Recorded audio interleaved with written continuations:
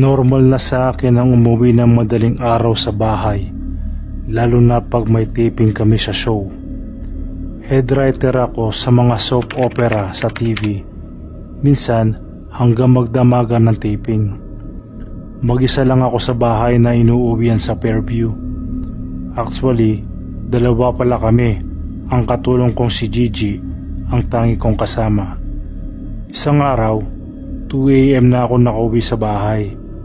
Gaya ng dati, pinagbuksan ako ng pinto ng katulong kong si Gigi.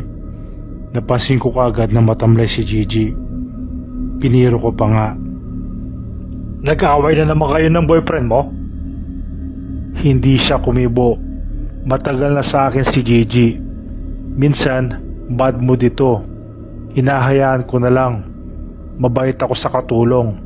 At si Gigi, para ko ng kapatid kong ituring.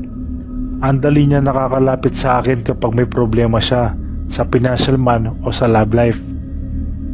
Pumasok na nga ako sa loob. Dumiretso si Gigi sa kwarto niya. Naisip ko, baka pagod. Buong maghapon akong wala sa bahay. I assume na nasa bahay lang si Gigi at naglilinis ng aking tahanan. Pero noong araw na yon, napansin ko magulo ang bahay. Parang hindi man lang nakapaglinis si Gigi. Gusto ko mainis, but I was too tired to even say anything. Pagpasok ko ng kwarto, nahiga agad ako sa kama at natulog. May ilang oras pa lang na ako nakakatulog, bigla ako nalimpungatan. Narinig ko kasing may umiiyak, humahagulgol. Bumangon ako, lumabas ng kwarto. Sa silid ni Gigi, nanggagaling yung hagulgol. Dumapit ako doon. Itinapat ko pantay ako sa pinto na silid ni Gigi. Walang duda na ito na nga umiiyak. Gigi, bakit? Tanong ko. Hindi naman sumagot. Tuloy lang ito sa pag-iyak. Gigi, ano bang problema mo? Buntis ka ba? Hindi sumagot si Gigi. Umiyak lang. Pwede ba? Ipagpabukas mo na yung paghagulgol mo at pagod ako. Kailangan kong matulog. Huminto sa pag-iyak si Gigi. Napagbuntong hininga na lang ako. Nagpunta ako sa CR. Umihi ako.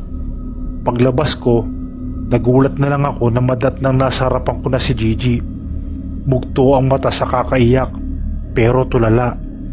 Tinapik ko pa siya sa balikat. Bukas, pag-usapan natin, okay? Hindi siya nag-react. Dumakad na ako papunta sa kwarto ko. Ramdam kong sinundan lang ako ng tingin ni Gigi. Natulog na uli ako. Kinabukasan, ginising ako ng paulit-ulit na tunog ng doorbell. Medyo na bad trip na ako. Ano ba yan, Gigi? Ang sigaw ko. Si Gigi sana ang nagbubukas ng pinto, pero bakit patuloy ang pagriring ng doorbell? Lumabas ako ng kwarto, pupungas-pungas pa ako. Pagtingin ko sa oras, 10:00 pa lang ng umaga. Alam naman ni Gigi na ayoko naiistorbo ang tulog ko, lalo't puyat. Gigi, buksan mo nga yung gate! Sigaw ko, pero hindi lumabas ng kwarto niya si Gigi. Nainis na ako ng tuluyan. Kinatok ko siya sa kwarto. Gigi, ano ba? Buksan na buksan ang silid ni Gigi. Walang tao sa loob. Saan nagpunta ang babaeng yun? Naitanong ko pa sa sarili ko. Gigil na ako noon kay Gigi. Patuloy ang doorbell sa pagriring. Naisip ko, baka naman si Gigi yung nagdo-doorbell. Naiwan yung susi sa loob, hindi makapasok. Nag-decide na akong buksan ang gate. Nagulat ako, hindi si Gigi ang naroon, kundi dalawang lalaki, parang mga pulis, pero hindi naka-uniform. Dito ho ba nakatira si Gigi Pasamba? Tanong ng isa. Dito nga. Ang tugon ko. Bakit? Sir, kayo ho ba ang amo niya? Tanong ng ikalawa. Tumangwa ko. Sino ba kayo? Mga pulis kami, sir. huwag kayong mabibigla sa ibabalita namin. Si Gigi ay natagpuan patay sa ilalim ng tulay kanina madaling araw. Hindi ako makapaniwala. Ha? Imposible! Kasama ko si Gigi kanina madaling araw. Siya pa nga ang nagbukas sa akin ng gate. Mga anong oras po yon? Tanong ng mga pulis. 2:00 na yata ako nakauwi kagabi. Then madaling araw, nalimpungatan ako. Mga mag-aalas 5 siguro. Umiiyak si Gigi. Sinabi ko pa nga sa kanya na ano man ang pinoproblema niya, tutulungan ko siya. Nagkatinginan ng dalawang pulis. Sir.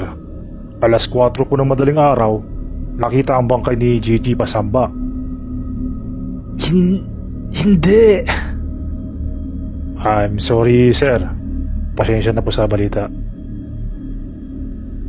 Dinala ako ng mga pulis sa ospital kung saan ay sinugod si Gigi. Ayon sa nag-autopsy, ni-rape si Gigi. Ayon din sa doktor na nagsagawa ng autopsiya, 12:00 ng hating gabi ang time of death ni Gigi. Matapos itong saksakin na 9 beses. Kinilabutan na lang ako na maalala ko ang mga pangyayari. Noong pagbuksan ako ng gate ni Gigi, noong 2:00 na madaling araw, at nang marinig ko ang pagtangis niya noong 5:00, at noong magharap pa kami na mugto ang kanyang mga mata. Bangkay na pala noon si Gigi. Isa na pala siyang multo. Nagmulto siya sa akin para magpaalam. Lungkot na lungkot ako sa pagkawala ni Gigi, pero tinupad ko yung pangakong huli kong binitawan sa kanya, na anuman ang problema niya itutulungan ko siya. Sa ngayon, pinaghahanap na ng mga pulis ang lalaking gumahasa at pumaslang kay Gigi. May mga suspect na sa krimen. Lumabas din sa investigasyon na kilala ni Gigi ang taong gumawa sa kanya ng kahayupan, dahil sinundo daw ito sa bahay ko ayon sa mga nakasaksi. Mula nang mamatay si Gigi, makailang beses ko nang pinabendisyonan at pinadasalan ng aking bahay. Umaasa akong hindi na siya magpaparamdam pang muli.